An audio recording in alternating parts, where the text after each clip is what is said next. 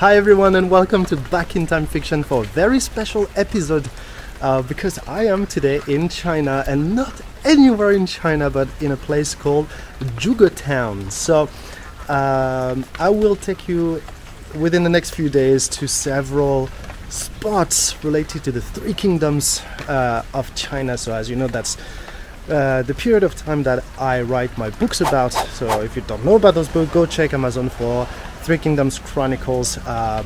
This is a time period I'm absolutely passionate about, as you know, and this time I managed to get myself a nice trip of 1 week with several spots related to the Three Kingdoms of China. So I'm really excited to discover those places because I've never seen any of them. So right now I'm in Mian County, really close to Hanzhong, which is still in Shanxi province.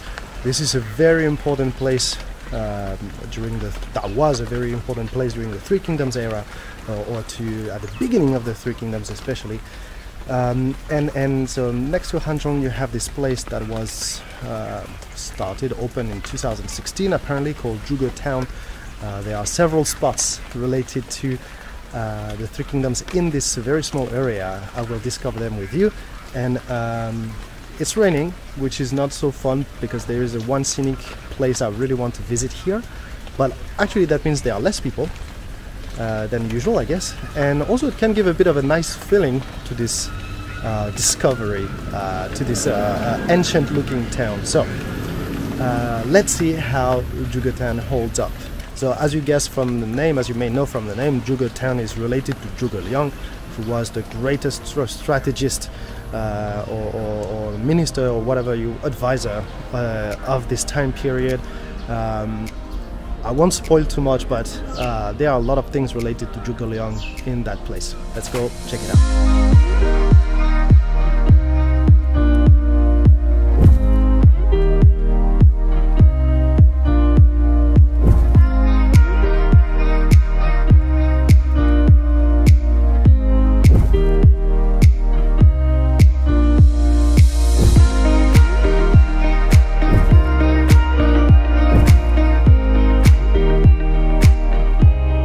First big stop for me, the Museum of Cold Weaponry of the Three Kingdoms. I think it's a museum where they display weapons used back then. I don't know if it's going to be very authentic or if it's going to be more on the legendary side, so let's discover this together. And so, Three Kingdoms, Peoples and Weapons. So I think we have here a representation of weapons related to famous characters of the Three Kingdoms. So we have, for example, the Guandao of Guan Yu, which was actually not in use back then. Guan Yu probably didn't use a weapon like this. He most likely used something like this, a Jian sword. And then here we have the serpent sword of Zhang Fei. Again, probably didn't use anything like this. If you want to know more about this weapon, there was a very cool podcast episode about weapons in ancient China on Discourse of the Three Kingdoms. I'll put the link to this podcast in the description. So that would be Zhang Fei with this serpent sword, spear. Alright, so the first floor was a lot of reproduction, a lot of not very historically accurate weapons. They're still really cool, and it's still a nice overview of the weapons during the Three Kingdoms. But the second floor is more historical, so we have actual artifacts from that time. We have here a nice remains of a Han sword, a Han Jian sword. The other side of the room is even more interesting. I should have started here. We have here the Qixing sword, so the 7-star swords, probably a replica as well from Qing Dynasty. What else do we have? A bronze hammer from the Jin Yuan Dynasty, so that would be a bit after the Three Kingdoms. And would you look at this? Some sabers, single-edged blades. And those like little statues came from the Western Han Dynasty, so that would be a bit like a couple of hundred years before the Three Kingdoms. Here we are at the part that I found the most pictures of when I was searching for this place. You will see why this place got quite popular. They made a replica of Zhuge, the battle on the river, which in the romance of the Three Kingdoms is highly connected to Zhuge Liang for his greatness. He borrowed some arrows from the enemy. He called the eastern wind so that the fire could burn the enemy fleet. Won't you take me to Zhuge Town? Won't you take me to Zhuge Town? Alright, Zhuge Town was pretty cool. Very touristical. It looks a lot like Pingyao. I don't know if you've ever heard of this city. It's ancient Ming Dynasty city. A bit like a Fort Knox of ancient China, now reconverted into a highly touristical place. Still pretty fun. Most buildings are turned to museums since. So if you go to Pingyao or Zhuge Town in a smaller way, you can enter a lot of ancient buildings. Each you need to pay for, and then you can visit, for example, what would a school look like back then, a training camp for mercenaries, these kind of things. So Zhuge Town is a bit like this too. Now we're gonna go to the next stop, and you will see why there is such a thing as a Zhuge Town in Mian County, Shanxi province, just next to Hanzhong.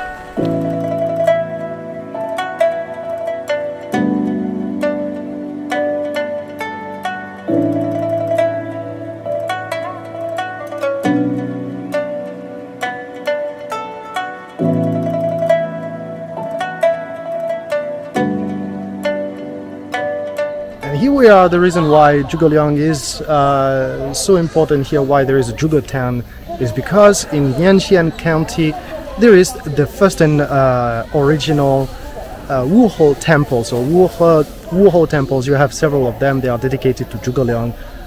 You have like probably 5 or 6 at least in China. The most famous one being in Chengdu. The first one, the only, what it's called here, the only sacred one, so the only real shrine to Zhuge Liang is here in Mian County, really close to Jun Mountain. Some people will know the name. So this temple was constructed under the order of Liu Shan, so the son of Liu Bei. We will visit this most sacred place for Three Kingdoms lovers. I must admit, I don't know if it's the rain or what, but I've so rarely been into such a quiet place in China. It's pretty amazing. So, you know, if it's raining and you are in Hanzhong, take some time to visit Mian County. This part, the Wuhou is way more authentic than the Zhuge Town. Here is Zhuge Liang, with Zhangbao and Guanxin here. Looks like a mighty trio. Too bad 2 of them died so young. Now again, I'm a little sad. So just before the entrance to the shrine itself, to the main building dedicated to Zhuge Liang's spirit, you can see a bunch of statues of all the administrators. So here is more the civilian officers. On the other side you have the same with the military officers that really helped him from his time, like basically leading the Shu Han. And Liao Hua is not among them. So Liao Hua is the main character of my novels. I think he was fairly important at the time, but he's nowhere to be seen here. Now I don't care, his statue can be found in the Wuhou Temple in Chengdu. Now I prefer Chengdu to Mianxian, just for that. Okay, that's it for Wuhou. We're going to go to the 3rd place I wanted to show you and wanted to visit myself today. I will try to get you to a 4th one later, but with this weather it might be a bit tricky, so let's cross fingers I can find a taxi nearby.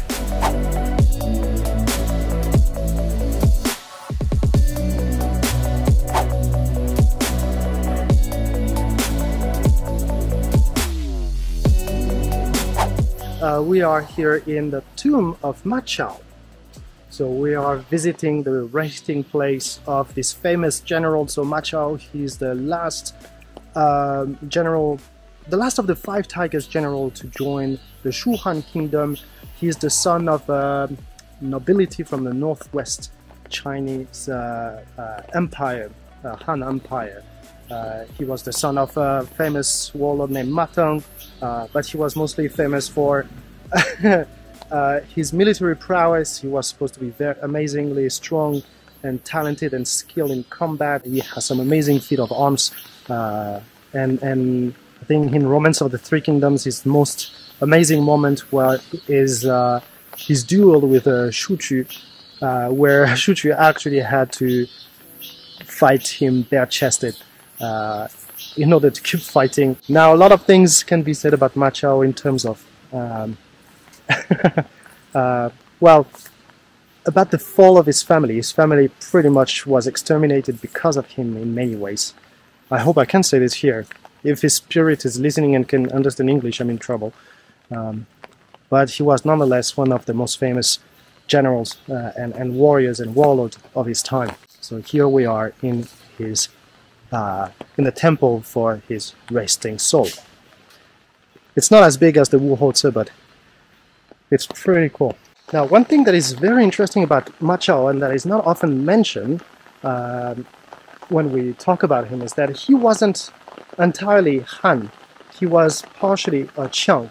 So his father, Ma Teng, was, I believe, half Qiang himself. I don't think we know who is Ma Chao's mother, so he might be 25%, 50% Qiang, so not completely Han Chinese. So Qiang were, I don't know if we can call them like this, but proto-Tibetan people, and they were from the northwest, mostly present in the northwest of China, in what is now Gansu, back then called Liang province. And now, just to explain a bit more what I said earlier about him being the reason for his family's demise, what happened is like Ma Teng, so his father and his 2 brothers, were hostage at the capital, and Ma Chao remained in Liang province to control it. And well, he decided to rebel with the help of another man named Han Sui. And well, because he rebelled against Cao, who was the actual ruler of the empire, his father and his brother were killed, and because his rebellion failed, most of his people got killed. Later on, he took a bunch of them here, actually, to Hanzhong. He put himself under the leadership of another man who later submitted to Cao. Before this guy submitted to Cao, Ma Chao already joined Liu Bei when the latter was about to conquer Yi province, which is pretty much now Sichuan. Spirit of Ma Chao, do not torment me, do not follow me after today, and please do not be mad about how I portray you in my future novels. So as you can see, yeah, that was pretty small, but very nice, very quiet. I think there were 3 or 4 people here, including, and then maybe a couple of staff. So fairly nice small visit. I will now try to get to the 4th place. If I can't, I'll see you very soon in Guangyuan. Alright guys, I made it. I made it to the last place I wanted to visit today, so this is our first stop. Visually, that won't give you much. Here you have a bunch of horses refreshing themselves into a very small pond, not even a lake, I guess, a pond. We are here at the top of, near the top of Jun Mountain. So Jun is the place of one of the most important battles of the Three Kingdoms. Now the most famous one is usually Chebi. People will name Chebi as the most famous one. It could be argued, and I actually believe that the battle that took place here near Hanzhong is way more important. Not way more, it's a lot more important. It's the battle that basically set the pieces on the chessboard for the next 40 years or so. So here, in this place, the general Huang Zhong launched an attack on the camp of Cao that was led by Xiahou Yuan. So Xiahou Yuan was this brave general that have been warring in the name of Cao Cao for like decades. Huang Zhong, he's one of the 5 tigers general of the Shu Han Kingdom of Liu Bei, and he was, let's say that that's his biggest claim to fame, was this battle. He managed against the odds to beat the very strong army of Xiahou Yuan. Now, I really like Huang Zhong. He's basically the Colonel Sanders of ancient China, and his story really peaked here in Hanzhong. So after this battle, the Three Kingdoms were pretty much set. There would be one more battle that would shift the territories a little, but basically here we stand in one of the most significant places of all the Three Kingdoms era. So it's actually pretty cool with the rain. You can see here this very nice lush environment around Hanzhong, around Jun Mountain. So Jun Mountain, just for the little story here, Jun Mountain, the Battle of Jun is actually the first, it's the story of the first movie ever recorded in China. So if you check for Jun battle on YouTube or whatever, you will find like a video of, it's like opera, like a Chinese opera actors replaying this famous battle. So you will see Huang Zhong. So Huang Zhong is the character of Chinese history that made it into a movie at first.